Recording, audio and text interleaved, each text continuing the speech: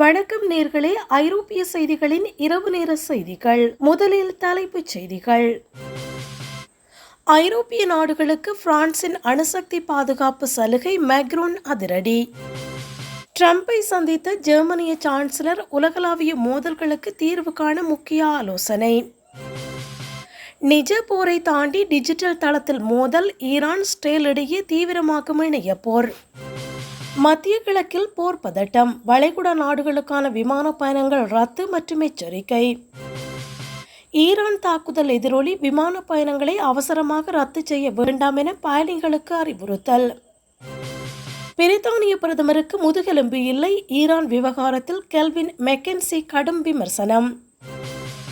ஈரானின் தாக்குதலுக்கு இலக்காகும் பிரித்தானியாவின் 10 முக்கிய இடங்கள், அதிர வைக்கும் வரைபட விவரங்கள். ஈரான் தாக்குதலால் வெடிக்கும் 3ஆம் உலகப் போர் அச்சம், அமெரிக்காவுக்கு ரஷ்யா கடும் எச்சரிக்கை. இனி விரிவான செய்திகள். ஐரோப்பிய நாடுகளுக்கு பிரான்சின் அணுசக்தி பாதுகாப்பு சலுகை, மேக்ரோன் அதிரடி அறிவிப்பு. ஐரோப்பாவின் பாதுகாப்பை உறுதிப்படுத்த பிரான்சின் அணு ஆயுத பலத்தை அண்டை நாடுகளுடன் பகிர்ந்து கொள்ள ஜனாதிபதி மேக்ரோன் முன் வந்துள்ளார். கடந்த 30 ஆண்டுகளில் இல்லாத வகையில் பிரான்ஸ் தனது அணு ஆயுத கிடங்கை மேலும் அதிகரிக்க முடிவு செய்துள்ளது. அமெரிக்காவின் பாதுகாப்பு குறித்த நிச்சயமற்ற சூழலில் ஐரோப்பா தனது சொந்த பாதுகாப்பு திறனை வளர்த்து கொள்ள வேண்டும் என்று மேக்ரோன் வலியுறுத்தியுள்ளார். ஜெர்மனி மற்றும் போலந்து உட்பட 8 நட்பு நாடுகளில் பிரான்சின் அணு ஆயுதங்களை சுமந்து செல்லும் போர் விமானங்களை தற்காலிகமாக நிறுத்தவும் அவர் அனுமதி அளித்துள்ளார். இந்த புதிய திட்டத்தின் மூலம் ஐரோப்பிய நாடுகள் பிரான்சின் அணுசக்தி ஒத்திகைகளில் நேரடியாக பங்கேற்க வழிவகை செய்யப்பட்டுள்ளது. எனினும் அணு ஆயுதங்களை ஏவுவது குறித்த இறுதிக்கட்ட முடிவு பிரான்ஸ் அதிபரிடமே இருக்கும் என்பதை அவர் திட்டவட்டமாக தெரிவித்துள்ளார். ட்ரம்பை சந்தித்த ஜெர்மனிய சான்சலர் உலகளாவிய மோதல்களுக்கு தீர்வு காண முக்கிய ஆலோசனை. ஜெர்மனிய சான்சலர் ஃப்ரெட்ரிக் மெர்ஸ் முதன்முறையாக அமெரிக்க அதிபர் டொனால்ட் ட்ரம்பை நேரில் சந்தித்து பேசியுள்ளார். உக்ரைன் போர் மற்றும் மத்திய கிழக்கு நாடுகளில் நிலவும் போர் பதட்டங்களை தணிப்பதை குறித்து இரு நாட்டு தலைவர்களும் விரிவாக ஆலோசித்தனர்.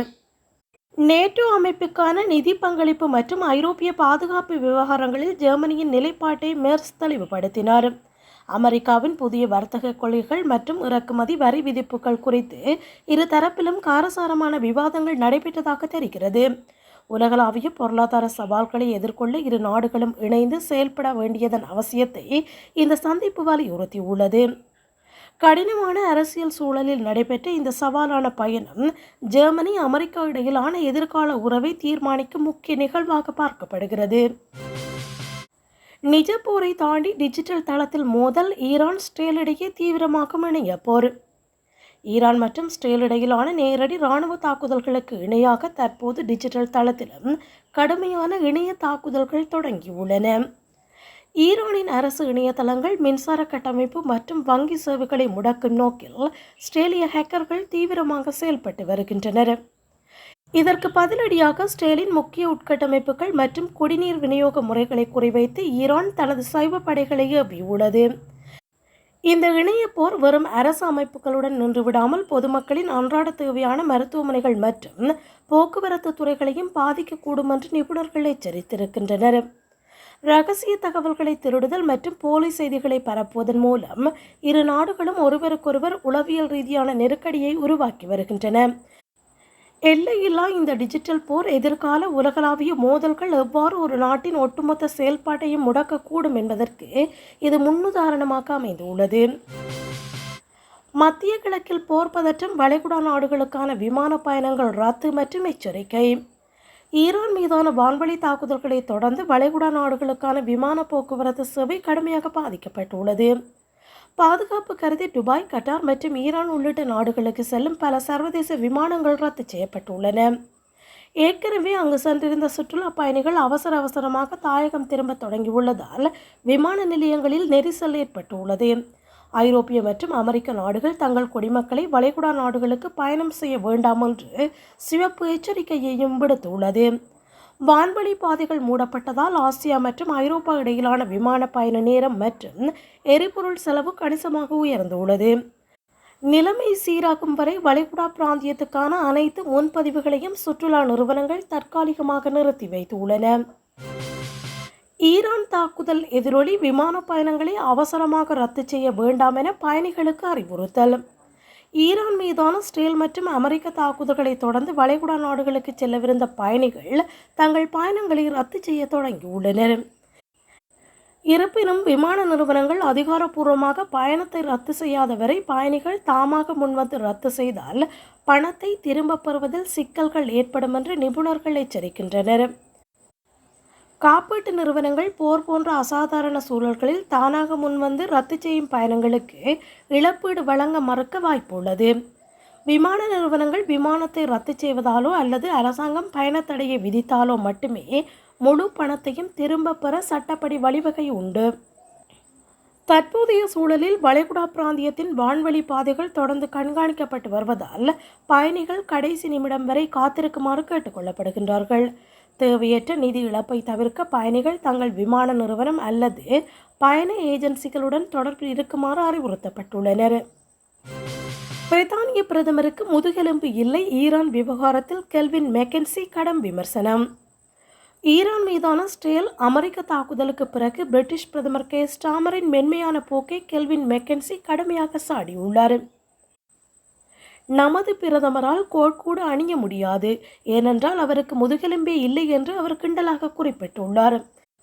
ஈரான் தொடர்ந்து உலக அமைதிக்கு அச்சுறுத்தலாக இருந்து வரும் நிலையில் பிரித்தானியாவில் இன்னும் உறுதியான முடிவுகளை எடுக்க தவறிவிட்டதாக அவர் குற்றம் சாட்டினார்.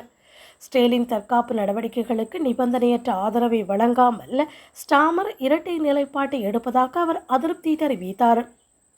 ஈரானின் ஆதிக்கத்தை ஒடுக்க அமெரிக்கா எடுக்கும் துணிச்சலான முடிவுகளுடன் பிரிட்டன் தோளோடு தோள் நின்று செயல்பட வேண்டுமென்றும் அவர் வலியுறுத்தியுள்ளார். இந்த விமர்சனம் தற்போது பிரித்தானிய அரசியலில் பெரும் விவாதத்தை ஏற்படுத்தியுள்ளதுடன் அரசாங்கத்தின் வெளியுறவு கொள்கை குறித்த கேள்விகளையும் எழுப்பியுள்ளது. ஈரானின் தாக்குதலுக்கு இலக்காகும் பிரித்தானியாவின் 10 முக்கிய இடங்கள், அதிர வைக்கும் வரைபட விவரங்கள். ஈரான் மற்றும் இஸ்ரேல் அமெரிக்கா இடையிலான மோதல் ஒருவேளை உலகப் போராக மாறினால் பிரிட்டனின் 10 முக்கிய நகரங்கள் இலக்காகலாம் என்று எச்சரிக்கப்பட்டுள்ளது. லண்டன் மாநகரம் அதன் அரசியல் மற்றும் பொருளாதார முக்கியத்துவம் காரணமாக ஈரானின் ஏவுகணைகள் மற்றும் சைபர் தாக்குதல்களின் முதன்மை இலக்காக கருதப்படுகிறது. பிரித்தானியாவின் அணு ஆயுத நீர்மூழ்கி கப்பல்கள் தளம் கொண்டுள்ள ஸ்கொட்லாந்தின் ஃபேஸ்லேன் பகுதி அதிக ஆபத்துள்ள இடமாக பட்டியலிடப்பட்டுள்ளது. இதேவேளை சைப உளவுத்தளம் அமைந்துள்ள செல்டன்ஹோம் மற்றும் முக்கிய விமானப்படை தளங்களும் இந்த இலக்குகளில் அடங்கும்.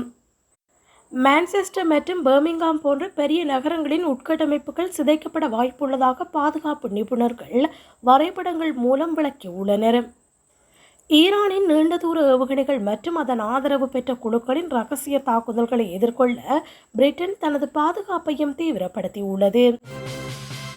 ஈரான் தாக்குதலால் வெடிக்கும் 3ஆம் உலகப் போர் அச்சம் அமெரிக்காவுக்கு ரஷ்யா கடும் எச்சரிக்கை. ஈரான் மீதான அமெரிக்கா மற்றும் இஸ்ரேலின் கூட்டு தாக்குதல் ஒரு கடுமையான தவறு என்று ரஷ்ய அதிபர் புட்டினின் நெருங்கிய கூட்டாளிகள் எச்சரித்துள்ளனர். இந்த தாக்குதலானது ஏற்கனவே பதற்றமாக உள்ள மத்திய கிழக்கில் ஒரு மிகப்பெரிய பிராந்திய போரை தூண்டும் என்று ரஷ்யா கவலை தெரிவித்துள்ளது. ஈரானுடனான இந்த மோதல் உலக நாடுகளை 2 அணிகளாக பிரித்து 3ஆம் உலகப் போருக்கு வழிவகுக்கும் என பாதுகாப்பு நிபுணர்கள் அஞ்சுகின்றனர். ரஷ்யா மற்றும் சீனா போன்ற நாடுகள் ஈரானுக்கு ஆதரவாக களமிறங்கினால் நிலைமை கட்டுக்கடங்காமல் போகும் என்று எச்சரிக்கப்பட்டுள்ளது. அமெரிக்காவின் இந்த நடவடிக்கையானது சர்வதேச சட்டங்களை மீறுவதாகவும் உலக அமைதிக்கு அச்சுறுத்தல் என்றும் கிரெம்ளின் மாளிகை தெரிவித்துள்ளது. நிலைமையை கட்டுப்படுத்த ஐக்கிய நாடுகள் சபை உடனடியாக தலையிட வேண்டும் என்று பல்வேறு உலக தலைவர்கள் கோரிக்கை விடுத்து வருகின்றனர். இத்துடன் இரவு நேரத்திற்கான செய்திகள் நிறைவுக்கு வருகிறது. நன்றி, வணக்கம்.